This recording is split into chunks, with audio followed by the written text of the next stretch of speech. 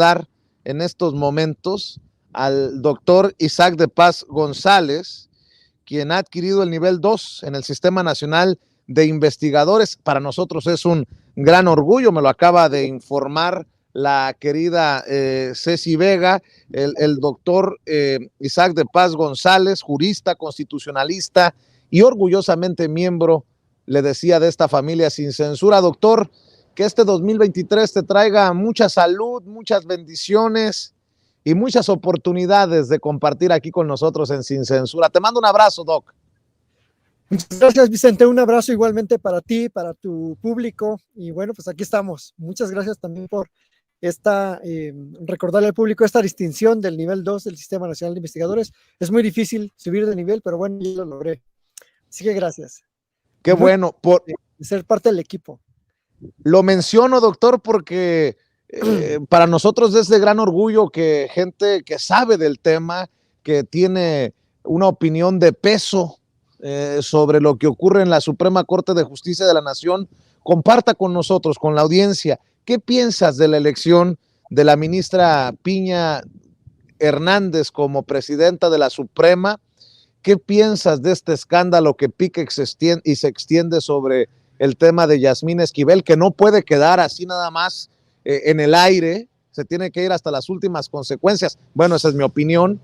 ¿Qué piensas de las declaraciones del presidente hoy que dice, pues no que soy dictador, ahí está la independencia de poderes? Se eligió a una ministra que no ha votado necesariamente pro 4T, se elige a un presidente del Tribunal Federal de Justicia Administrativa muy neoliberal, muy tirado al calderonismo y al salinismo. Dame tu opinión de todo esto que está ocurriendo en un poder judicial que necesita renovarse, necesita transformarse, pero que también necesita todo el respaldo para que el país avance, ¿no?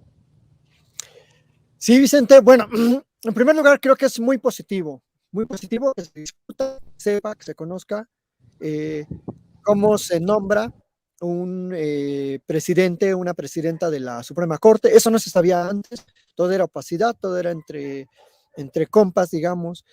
Y con esta llegada de la presidencia, dada la apertura, pues ahora hay crítica, ahora hay debate, ahora se conoce quiénes son los ministros, qué hacen, y eso se debe gracias también al diálogo circular que ha entablado el presidente. Ahora se sabe por qué es importante una corte equilibrada, una corte con una visión constitucional que favorezca al pueblo de México.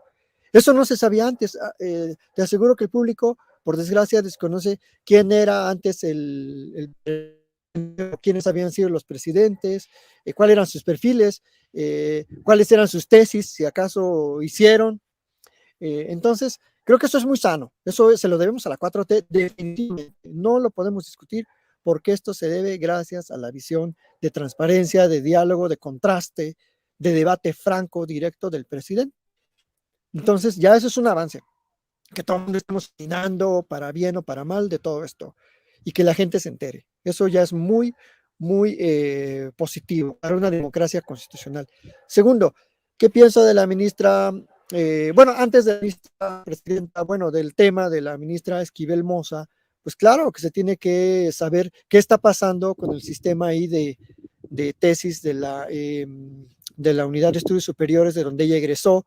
Yo creo que hay mucho más que indagar, hay que ver si hay mafias enquistadas controlando los exámenes recepcionales desde hace 40 años, que no se dan cuenta de quién está escribiendo qué tesis de licenciatura, cómo se están evaluando esas tesis, los sinodales, si cobran, si no cobran, si vendieron las tesis o no. Se tiene que saber, por supuesto, eso es parte de la transparencia que tanto reclaman en algunas universidades autónomas, de la famosa autonomía que rinde cuentas. Bueno, pues queremos rendiendo cuentas en este aspecto. No solo a la ministra, a toda la cadena, digamos, de personas involucradas en esas tesis, y sí es cierto que esa persona eligió tesis muy similares o con un nivel de plagio, pues muy lamentable, pues se tiene que saber. Y también por el bien de la ministra, del Poder Judicial y de la Corte. Claro que es muy importante que se aclare. Y por otro lado, la otra cara de la moneda es que efectivamente estos supuestos cazadores de plagios en tesis, en un perfil, en una ministra. No nos dijeron cuál era la tesis de la ministra Piña o del ministro Lainez o del ministro Ortiz Mena. No, curiosamente Guillermo Sheridan, según él, a la vieja escuela, solo se fijó en una tesis. Fíjate qué curioso, no se fijó en los programas de trabajo, no se fijó en las otras tesis, no se fijó que el ministro Lainez Poitisek ha sido funcionario desde Salinas, ha estado en la presidencia de la República con Salinas, con Fox, con Calderón, ha sido un funcionario también en el ámbito fiscal. No le importó, solamente estaba el misil dirigido a la ministra Esquivel Moza, lo cual pues demuestra que hay un interés, que no hay un análisis objetivo, que no hay una verdadera intención de transparentar los perfiles de la Corte, que hay la intención de golpear supuestamente a una ministra cercana a AMLO, porque no, en los votos tampoco es tan cercana o ha votado todo a favor de las iniciativas del presidente. Entonces, de Piña Hernández, de la ministra Norma Lucía, pues es saludable en el sentido de que se desmiente, se desmonta la tesis de que López Obrador tiene de rodillas a la Corte, López Obrador influye o influía en Saldívar, López Obrador tiene cooptado al Poder Judicial. Es imposible que se coopte al Poder Judicial. Se puede cooptar a ciertos órganos individuales, se puede influir en algún ministro o en un bloque de ministros en algún caso, pero es imposible que la Corte obedezca ciegamente al presidente. Eso es muy difícil, porque habría que hacer un análisis del caso por caso, sentencia por sentencia, para saber cómo ha votado. Y como bien dijo el presidente en la mañana, Norma Lucía Piña Hernández ha votado en muchos casos en contra del presidente. Entonces, hay equilibrio de poderes. La Suprema Corte y el Poder Judicial es autónomo, es independiente, cada vez lo va haciendo más, y también cada vez se requiere que se profundice en la reforma judicial, terminar con el nepotismo, terminar con los nombramientos cruzados, terminar con todo eso. Y aquí toco el otro punto que me decías, por ejemplo, de Sergio Valls Esponda. Es hijo de un exministro de la Suprema Corte de Justicia de la Nación, el señor ministro Valls Hernández. Y en su momento, la carrera de Sergio Valls fue impulsada, pues, de alguna manera por el nepotismo. Fue magistrado en el Estado de México, luego fue funcionario del IFAI del Estado de México, y no ha tenido una sólida carrera judicial, y ahora llegó ahí al Tribunal Federal de Justicia Administrativa, pues impulsado por ese pedigrí familiar jurídico, si lo podemos llamar de esa manera.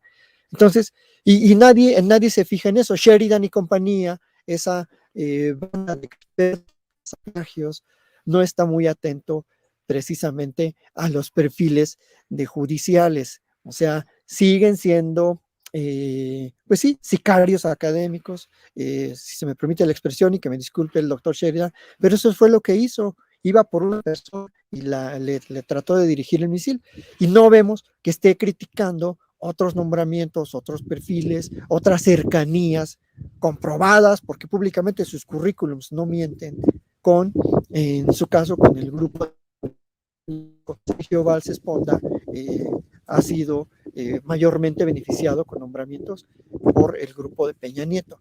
Entonces, eso, en contraste, demuestra que hay un equilibrio, pues una sana, digamos, transparencia en lo que dice el Ejecutivo frente al Poder Judicial, y que no está necesariamente López Obrador nombrando a sus delfines del Poder Judicial o a gente que se pliega totalmente a sus intereses, Vicente. Eso es, podría decir,